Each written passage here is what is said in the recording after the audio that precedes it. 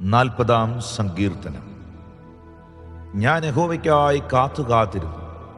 അവനെങ്കിലേക്ക് ചാഞ്ഞ് എൻ്റെ നിലവിളി കേട്ടു. നാശകരമായ കുഴിയിൽ നിന്നും കുഴഞ്ഞ ചേറ്റിൽ നിന്നും അവൻ എന്നെ കയറ്റി. എൻ്റെ കാലുകളെ ഒരു പാറമേൽ നിർത്തി എൻ്റെ ഗമനത്തെ സ്ഥിരമാക്കി. അവൻ എൻ്റെ വായിൽ പുതിയൊരു പാട്ട് തന്നു. നമ്മുടെ ദൈവത്തിന് സ്തുതി തന്നെ. പലരും അത് കണ്ട് ഭയപ്പെട്ട് യഹോവയിൽ ആശ്രയിക്കും.